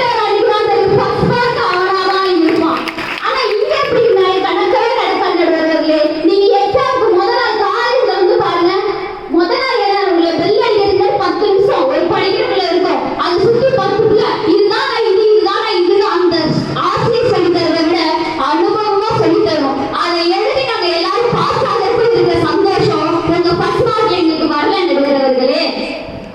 அது மட்டும் இல்ல நடுவர்களே, இங்க வந்து சொல்றாங்க நாங்க ஒரு டிஃபன் பாக்ஸ் எல்லாரும் சாப்பிடுவோம். நீங்க ஒரு டிஃபன் பாக்ஸ் எடுத்துட்டு வந்து தான் சாப்பிடுவீங்க. உங்களுக்கு இருக்கிறது ஒரு டிஃபன் பாக்ஸ், எங்களுக்கு இருக்கிறது ஊரெல்லாம் டிஃபன் பாக்ஸ். யார் வாங்கலாம், யார் எடுத்து வேணா டிஃபன் பாக்ஸ் சாப்பிடுவாங்க நடுவர்களே, யாரும் கேட்க மாட்டாங்க. நீங்க சாப்பிட்டியா, சரி, நீ என் ஃப்ரெண்டு சாப்பிட்டாலும் சரி, அவன் சாப்பிட்டாலும் சரி, சாப்பிட்டியா சந்தோஷம் அப்படின்னு நினைக்கிறது தான் நடுவர்களே எங்க காலேஜ். அதை விட்டுட்டு யார் சாப்பிடுவா, யார் இன்னைக்கு பிடிச்ச சாப்பாடு பிரியாணி எடுத்துட்டு வந்திருக்கேன், எப்பதான் இது தெரியாம திங்கிறதுன்னு நினைக்கிறது எங்க காலேஜ் பிள்ளைங்கள நடுவர்களே. வாழ்க்கையோட பயணத்தை நான் நல்லா எங்க காலேஜ்ல கத்துக்க நடுவர்களே.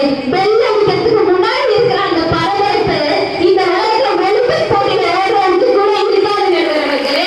பெல் அடிக்க 10 நிமிஷம் இருக்கும், டைம்ல அங்கிருந்து எட்டு பார்ப்பான், அதுக்கு பீடுவா வருவாங்க பாரு ஒரு வேகத்துல, அந்த வேகத்துக்கு பீடி உஷா கூட நிக்க முடியாது நடுவர்களே. கேண்டீன் நாங்க போற இடத்துக்கு அங்க இருக்கிற போர்க்களத்தை விட பெரும் போர்க்களமா இருக்கும். அந்த போர்க்களத்துல வந்ததுக்கு அப்புறம் வாழ்க்கையில எந்த பிரச்சனையா இருந்தாலும் சமாளிச்சுக்கலாங்கிறதுல வந்துட்டு நடுவர்களே. எங்களுக்கு ஒவ்வொரு நாளும் நாங்க வைக்கிற ஒவ்வொரு இடத்துல அணுகுண்டு இருக்குமா, இது இருக்குமான்னு தெரிஞ்சும் தெரியாமையும் புரிஞ்சும் புரியாமையும் படிச்சும் படிக்காமலையும் வந்தும் வராமே இருக்கிற எங்களுக்கு தானே நடுவர்களே தெரியும் கல்லூரி பருவம் எவ்வளவு இனிமையாக இருக்கிறதுன்னு. ஒவ்வொரு நாளும் எங்களை சிறுக்கிற சிற்பியா எங்க ஆசிரியர்களும் சரி, ஒவ்வொரு நாளும் எங்களுக்கு தண்டனை கருத்துரை வழங்குற எங்க சிஸ்டர்ஸும் சரி, எங்களை நல்லா இருக்கிறதா செலுத்துறாங்க. இன்னைக்கு நம்ம நினைக்கலாம் பள்ளி பருவம் சிறந்ததுன்னு, இன்னும் 5 வருஷம் கழிச்சு சாய்வு நாற்காலியில நீங்க அமர்ந்து யோசிக்கும் போது உங்களுக்கு 3ஆம் கிளாஸ்ல மூக்கொழி இருந்த ஞாபகம் இருக்காது. 3 வருஷம் படிச்ச இந்த கல்லூரி நேர்ப்புதான் ஞாபகம் இருக்கும். எங்க காலேஜ்ல ரொம்ப எங்களுக்கு பிடிச்சதே இந்த ஃபங்க்ஷன்ஸ் வைக்கிறது தான் நடுவர்களே. அது மட்டும் இல்ல, எங்களோட கூட்டிட்டு போவாங்க. வாழ்க்கையில அவ்வளவு சந்தோஷமா இருக்கிற இந்த டூர் தான் நடுவர்களே. எங்க கூட்டிட்டு போறப்ப நாங்க படுற சந்தோஷத்தை பார்த்து எங்க சிஸ்டர் டீச்சர்ஸ் படுற சந்தோஷத்துக்கு சமீபத்துல எங்க டூர் போனீங்க?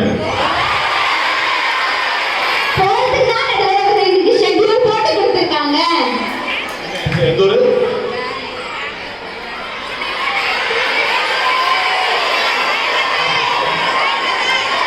ஹைதராபாத் போறாங்க நடுவர் அவர்களே, பெங்களூர் போறாங்க. உலகத்தையே நாங்க அறிஞ்சுக்கிறதுக்கு எங்களுக்கு வாய்ப்பளித்தது எங்க காலேஜ் தான். நாங்க போறோங்கிறது எவ்வளவு சந்தோஷமா இருக்கோம் தெரியுமா நடுவர் அவர்களே?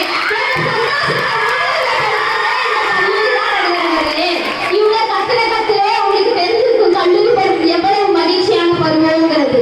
அது மட்டும் இல்ல நடுவர் அவர்களே, கடைசியா ஒரு வாய்ப்பளிச்சதுக்காக ஒரு வார்த்தையை சொல்லிட்டு கிளம்புறேன்.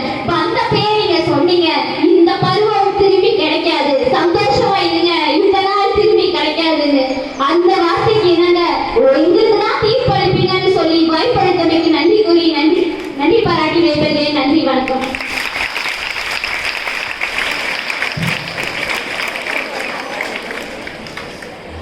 ஹலோ அண்ணே, மைக் செட் அண்ணே. உங்கள் வாழ்க்கையிலே ஒரு பொன்னான நாள். எதிர்பார்த்ததை விட அண்ணே கொஞ்சம் ரிஸ்லிங் வராம வைங்க. பட்டிமன்றம் சிறப்பாக அமைந்திருக்கிறது. அதற்கு நாங்கள் மட்டும்தான் காரணம் என்று நான் சொல்ல மாட்டேன். அதற்கு நீங்கள் தான் முக்கியமான காரணம். ஏனென்றால் அந்த அளவுக்கு ரசித்திருக்கிறீர்கள், அந்த அளவுக்கு அவர்களை உற்சாகப்படுத்தியிருக்கிறீர்கள். சில இடத்துல கைத்தட்டுக்கு கெஞ்சுவேன்பா, வேதாரணி எல்லாம் பக்கமான கைத்தட்டுங்கம்மா, கொஞ்சம் கைத்தட்டுங்க. ஆனால் பட்டிமன்ற வரலாற்றில் கும்பகோணத்தில் மட்டும் கைத்தட்ட கேட்காமே வரும். எனக்கு கும்பகோணத்தில் ரசிகர் மன்றமே இருக்கு. கும்பகோணத்தில் பேசுறதுக்கு முன்னாடியே கைத்தட்டுவாங்க. ஏன்னா கும்பகோணத்தில் கொசுக்கடி அதிகம். அடிச்சா அடி கைத்தட்டல் பின்னி எடுத்துருவாங்க. ஆனால் இங்க தான் ரொம்ப அருமையா நான் சொல்லாமே கைத்தட்டினீங்க, மகிழ்ச்சியா இருக்கு.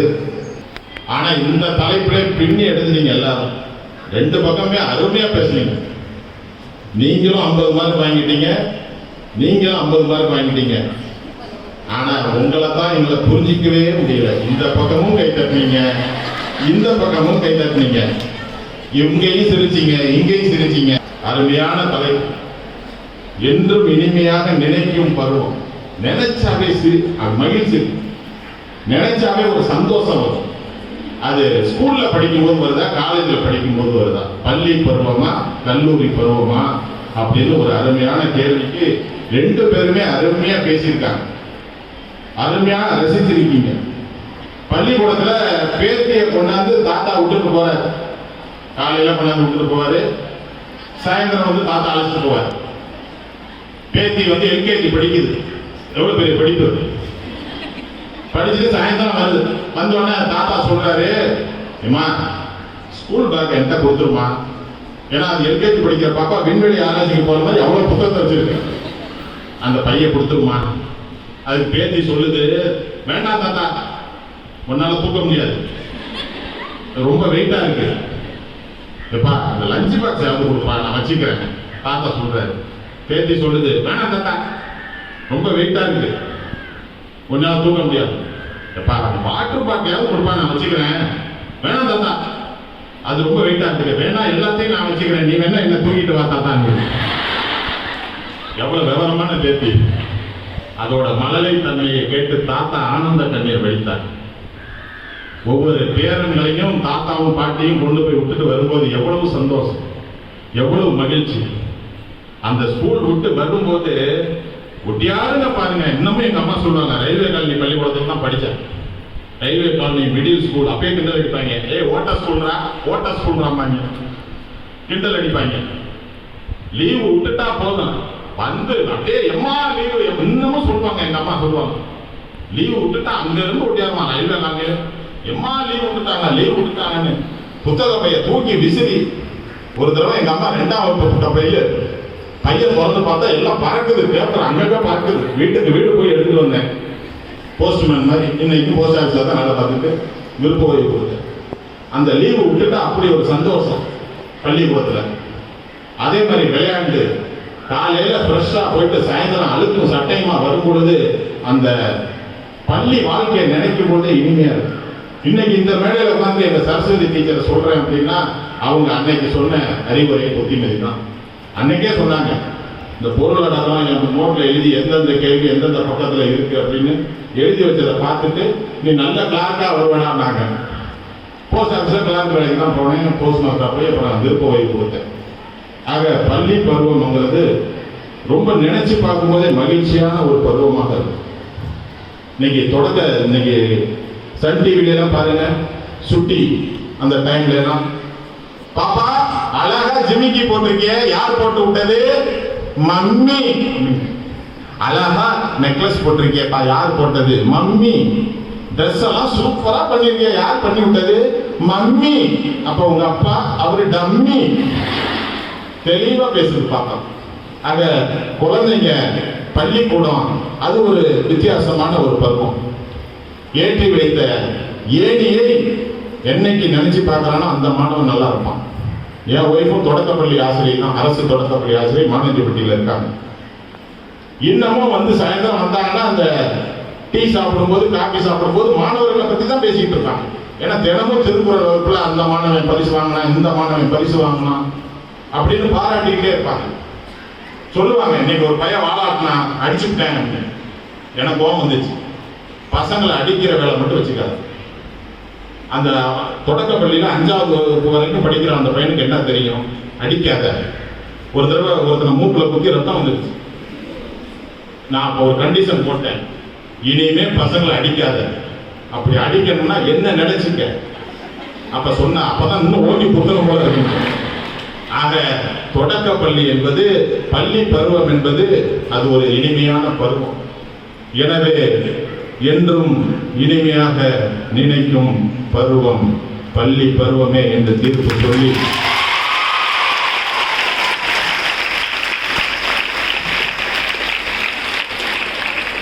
பட்டிமன்றத்தை முடிச்சுட்டு நான் போனேன்னா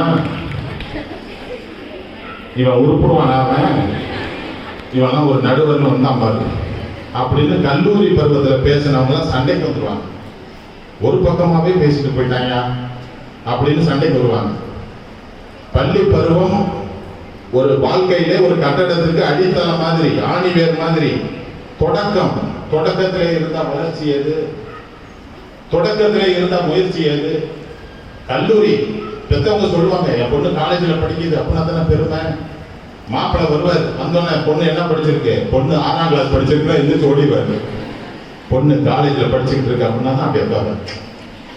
பொண்ணு காரா சேவலாம் எடுத்துட்டு வரும், ஸ்வீட்லாம் எடுத்துட்டு வரும். ஓ காலேஜா, வெரி நைஸ். இவன் 9வது ஃபெயிலாக இருப்பான். Very nice, very nice. பொண்ணு காலேஜில் படிக்குது. ஒரு ஸ்டேட்டஸ், ஒரு அந்தஸ்து, ஒரு உயர்வு. ஒரு ஏழை விவசாயி இடுப்புல இருந்து ஒரு அழுக்கு நோட்டை, ஒரு 100 ரூபாய் நோட்டை எடுத்து காலேஜுக்கு போற பொண்ணை கொடுத்துட்டு எப்ப ஏதாவது வாங்கி தின்னுக்குப்பான்னு சொல்ற அந்த அப்பாவுடைய மனசுக்கு தெரியும், தான் தான் படிக்கல, தான் பொண்ணு காலேஜில் படிக்கிறப்ப பெற்றவங்களுக்கு எவ்வளவு தெரியும். கோயில் திருவிழாவை பார்ப்பீங்க, ஏழை விவசாயி சாமி தெரியணும், தேர் தெரியணும் அப்படின்னு தான் பையனை தோளுக்கு மேல உட்கார வச்சு காட்டுறாரு. ஏன்? நான் பார்க்காத உலகத்தை நீ பாருடா, என்னை விட நீ உயரமா வாடான்னு தான் அர்த்தம். பள்ளி பருவம் இனிமையான பருவம் தான், அதுல எந்த மாற்று கருத்தும் கிடையாது. பள்ளி பருவம் இனிமையான பருவம் இல்லைன்னா என்ன மாதிரி லூசு பையன் உலகத்திலே கிடையாது. ஆனா கல்லூரி பருவம் இனிமையான பருவம் இல்லைன்னு சொன்னா என்ன மாதிரி அயோக்கிய பருவம் உலகத்திலே கிடையாது. இப்ப என்னையா சொல்ற, ஏயா போட்டு குழப்பற நீங்க நினைப்பீங்க. ஆக தொடக்கத்திலே இருப்பது வளர்ச்சிக்கு உதவாது. ஆக ஒரு மாணவனோ மாணவியோ கல்லூரிக்கு வருகிற பொழுதுதான் அவன் வாழ்க்கையிலே முதல் படியை எடுத்து வைக்கிறான். ஒரு 5ஆம் கிளாஸ் படிக்கிற பையன் போய் கேளுங்க, நீ என்ன ஆவ? நான் டாக்டர் ஆவேன். சில பேருக்கு நான் வக்கீல் ஆவேன், நான் போலீஸ் ஆவேன். போலீஸ் ஆனவனை யாரை பிடிப்பேன்? திருடான பிடிப்பேன். ஊசி யாருக்கு போடுவேன்? முதல் ஊசி உனக்கு தான் போடுவேன். தெளிவா சொல்றான். யாரு? தொடக்கப்பள்ளி. கல்லூரியில படித்து பட்டம் வாங்கி வந்த ஒருவனை பார்த்து கேட்கிறாங்க, என்ன ஆவார்? என்ன ஆவது எனக்கே தெரியல. ஒரு குழப்பணியில இருக்கு. காரணம், வாழ்க்கையை தீர்மானிக்கிற முக்கியமான கட்டம் கல்லூரியிலே முடித்து பட்டம் வாங்கிய பிறகு இளைஞன் செல்லுகிற பாதை ரொம்ப முக்கியமான ஒரு கட்டம். பெற்றவங்களுக்கு தான் தெரியும். ஒருத்தர் அரசு ஊழியர், நாளைக்கு அவருக்கு ரிட்டையர்மெண்ட். முத நாள் ஒரு விபத்து. அந்த விபத்துல ஐசியூல இருக்காரு. ஐசியூல உயிருக்கு போராடிட்டு இருக்கார். ஆக்சிஜன் சிலிண்டர் ஏறுது. இப்போவோ அப்போவோன்னு இருக்காரு. நினைவு மட்டும் இருக்கு, எல்லாரையும் கூப்பிட்டு பேசுறாரு. படித்து பட்டம் வாங்கிய தன்னுடைய பையனை கூப்பிட்டு அவர் பார்க்கிற பொழுது கண்ணு ஓரத்துல கண்ணீர் வழி. யோசிக்கிறார், ஒரு நிமிஷம் யோசிக்கிறார். நாளைக்கு நமக்கு ரிட்டையர்மெண்ட், நாளைக்கு உயிர் போயிடுச்சுன்னா தன்னுடைய வேலையை தன்னுடைய மகனுக்கு கொடுப்பார்களா கொடுக்க மாட்டாங்களா? சட்டத்துல இடம் கிடையாது. ரிட்டையர்மெண்ட்டுக்கு முன்னாடி இறந்தா அவருடைய வேலையை பையனுக்கு கொடுப்பாங்க. அது மனசுல படுது அவருக்கு. எல்லாரையும் பார்த்துட்டு அவர் தனிமையில இருக்கணும்னு விரும்புறாரு. எல்லாரும் போயிடுறாங்க. கேலண்டரை பார்க்கறாரு, நாளைக்கு ரிட்டையர்மெண்ட். நாளைக்கு நம்ம உயிரோட இருந்து ஒன்றும் பிரயோஜனம் இல்லை. இன்னைக்கு நம்ம இறந்தா நம்ம பையனுக்கு அரசாங்க வேலை உறுதின்னு ஏறிக்கிட்டு இருந்த ஆக்சிஜன் அந்த டியூபை அவராகவே எடுத்து ரிமூவ் பண்ணிவிட்டார். கொஞ்ச நேரத்தில் இறந்து போயிட்டார். இந்த சிறுகதையை படிக்கிற போது ஒரு 20-25 வருடத்துக்கு முன்னாடி படிக்கிற போது அப்பவே எனக்கு அழுக வந்தது. பெற்றவர்களுக்கு தான் தெரியும் பிள்ளைகளை கரை சேர்க்கணும். எல்லா பெற்றவங்களும் சொல்லி நினைப்பாங்க, தான் பொண்ணுக்கு கல்யாணம் பண்ணி பார்க்கணும், பையனுக்கு கல்யாணம் பண்ணி பார்க்கணும். பெற்றவங்க பையனுக்கு கல்யாணம் பண்ணி பார்க்கறது வீடு கட்டி கிரக பிரவேசம் பண்ற மாதிரி, பையனுக்கு கல்யாணம் பண்றது வீடு கட்டி கிரக பிரவேசம் பண்றது மாதிரி. ஆனால் பெண்ணுக்கு கல்யாணம் பண்றது கோயில் கட்டி கும்பாபிஷேகம் பண்ற மாதிரி. அப்படி தன்னுடைய மகளை ஒரு நல்ல இடத்துல கட்டி கொடுத்து அவங்க சந்தோஷமா வாழ்ந்தா அதை விட நிம்மதி பெற்றவங்களுக்கு கிடையாது. முன்னெல்லாம் அப்படி இல்லை. காலேஜில் படிச்சா போதும், கௌரவத்துக்கு படிச்சா போதும், 4 வார்த்தை இங்கிலீஷ்ல பேசினா போதும்னு நினைச்சது போய் இன்னைக்கு ஆண்களையெல்லாம் தாண்டி பெண்கள் உயர் பதவி வகிக்கிறார்கள் என்று சொன்னால் தன்னுடைய முயற்சியால் அவர்கள் படித்து பட்டம் வாங்கி வாழ்க்கையில் வெற்றி பெற்றே ஆக வேண்டும் என்ற கட்டாயத்திற்கு தள்ளப்பட்டிருக்கிறார்கள். இன்னைக்கு இந்த கல்லூரியில நான் ஒரே ஒரு கேள்வி கேட்கிறேன். காலேஜில் நான் படிக்க வந்தது வெறும் கௌரவ தகவல் மட்டும்தான், நான் வேலைக்கு போக விரும்பலன்னு யாராவது ஒருத்தர் கை தூக்குங்க. ஆக எல்லோருமே வாழ்க்கையில வேலைக்கு போய் கட்டாயமாக நிச்சயமாக குடும்பத்தை தூக்கி நிறுத்த வேண்டும், பெற்றோர்களுடைய சுமையை குறைக்க வேண்டும், சகோதர சகோதரிகளின் வாழ்க்கையை உயர்த்த வேண்டும். நம்முடைய கலாம் ஐயா சொன்னாரே, அப்துல் கலாம் ஐயா 2020 இந்தியா வல்லரசு ஆகும் என்று கனவு காணுங்கள் என்று சொன்னார். யாரை பார்த்து சொன்னார்? உங்களை போன்ற இளைஞர்களை, மாணவ செல்வங்களை பார்த்து தான் சொன்னார். ஆனால் 2020 நிலைமை என்ன? வல்லரசு ஆன அமெரிக்காலாம் திணறி போச்சு. கலாம் ஐயா சொன்னார், கனவு என்பது தூக்கத்தில் வருவதில்லை, உன்னை தூங்க விடாம எது பண்ணுறது அதையா கனவுன்னாரு. ஏழையா பிறந்தது ஒரு தப்பு இல்லை, ஏழையா சாவுனா செத்தா அதுதான் ஒரு தப்பு. உன்னுடைய முயற்சியால் நீ செல்வத்தால் உயர்ந்த இடத்துக்கு போகலாம் அப்படின்னார். ஆக மனதில் நிறுத்திக் கொள்ளுங்கள். 2 மணி நேரம் பட்டிமன்றம் நடந்தது, 2 மணி நேரம் சிரித்து மகிழ்ந்தோம். ஒரு சிந்தனையை உங்கள் மனதிலே நிறுத்திவிட்டு போகிறேன். இந்த கல்லூரி மண், இந்த கல்லூரி மரம், இந்த கல்லூரியில வருகிற குயில்கள், இந்த சுவர், இந்த வகுப்பறை எல்லாமே உங்கள் பெயரை சொல்லிக் கொண்டே இருக்கும். அடுத்த வருடம் வேற உங்க வருவீங்க. ஒரு கல்லூரியின் ஆலமரம் பேசுகிறதுன்னு மருத்துவக் கல்லூரியில ஆண்டு விழால போய் நான் சொன்னேன். இந்த மரத்தின் நிழலில் தான் மாணவர்கள் அன்பை பரிமாறிக்கொண்டார்கள், மாணவிகள் அன்பை பரிமாறிக்கொண்டார்கள், உணவுகளும் உணர்வுகளும் பரிமாறப்பட்டது இங்கேதான். கல்லூரி முடிந்து விடுமுறையில் திசைக்கு ஒன்றாக அந்த பறவைகள் சென்று விட்டது. இப்பொழுது அந்த கல்லூரி ஆலமரம் அழுது கொண்டிருக்கிறது. அடுத்த புயல்களின் வருகையை நோக்கி அப்படின்னு அதை முடிச்சேன். உங்களை மாதிரி எல்லாம் அமைதியா கேட்டுட்டு இருந்தேன். மனசுல என்னைக்கு தெரியுமா நீங்க உண்மையா அழுவுறீங்க வாழ்க்கையில? சொல்லுங்க பார்ப்போம். ஃபேர்வெல் ஃபங்க்ஷன் அன்னைக்கு பிரிஞ்சு போறப்ப கிடைக்கிற அந்த அழுகை இருக்க, அது கோடி ரூபாய் கொடுத்தாலும் கிடைக்காது. அந்த அழுகை, அந்த ஆனந்தம், இப்ப இருக்கிற சந்தோஷம், இன்னைக்கு நீ வாழ்ற வாழ்க்கை தாங்க சொர்க்கம். இதுதான் சொர்க்கம். வாழ்க்கையை தீர்மானிக்கிற முக்கியமான கோயில் இதுதான். எனவே மனதில் நிறுத்திக் கொள்ளுங்கள். இங்கே இருக்கிற அனைவரும் வாழ்க்கையிலே நிச்சயமாக ஜெயிக்க வேண்டும், வெற்றி பெற வேண்டும்.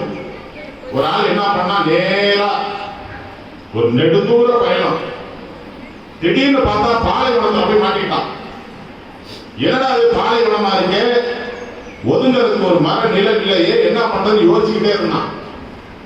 பார்த்தா ஒரு மரம், ஆஹா போனான்.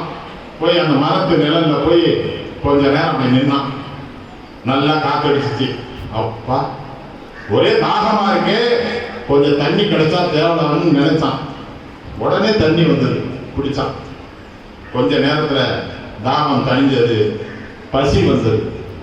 ஐயோ பசிக்குதே, என்ன பண்றதுன்னு நினைச்சான். திடீர்னு சாப்பாடு வந்தது, உடனே சாப்பிட்டான்.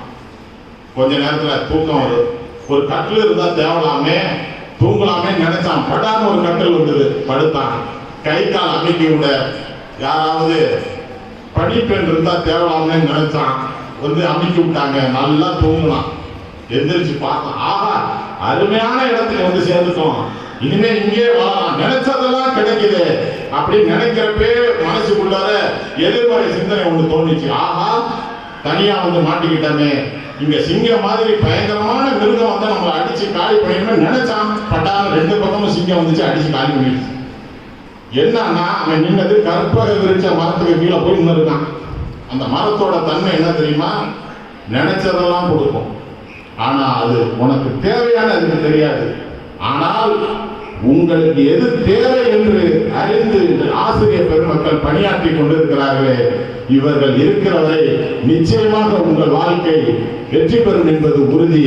எனவே கல்லூரி பருவமா பள்ளி பருவமா, பள்ளி பருவமா கல்லூரி பருவமா என்று ஆராய்ந்து செய்து பார்க்கிற பொழுது பள்ளி பருவம் தொடக்கம் ஆதி, அதே போல கல்லூரி பருவம் என்பது உங்கள் வாழ்க்கையிலே நீங்கள் வெற்றி பெறக்கூடிய தூரத்திற்கு உங்களை அழைத்துக் கொண்டு எவரெஸ்ட் ஆனாலும் இமயமானாலும் அங்கே கொண்டு உங்களை வெற்றி கட்டி ஏற்றி உங்களை அழகு பார்க்கக்கூடிய இடத்திலே உட்கார வைத்துவிட்டு மீண்டும் ஆசிரியர் பெருமக்கள் ஏணிப்படியாக இருந்து உங்களை ஏற்றி வைக்கிறார்களே, ஒவ்வொரு கல்லூரியும் உங்களை பொறுத்தவரையில் கோயில். எனவே இனிமையாக நினைக்கும் பருவம் என்றும் உங்களுக்கு வாழ்க்கையை சிந்தனை தூண்டுகிற பருவம், என்றும் இனிமையான பருவம். பள்ளி பருவத்தை விட கல்லூரி பருவமே, கல்லூரி பருவமே, கல்லூரி பருவமே என்று அருமையான தீர்ப்பை சொல்லி அற்புதமான இந்த நேரத்திலே உங்களை எல்லாம் சந்தித்து நல்ல ஒரு பட்டிமன்றத்திலே பங்கு பெற்று பெரிய மனம் இல்லாமல் மீண்டும் ஒரு சந்தர்ப்பத்திலே சந்திப்போம்.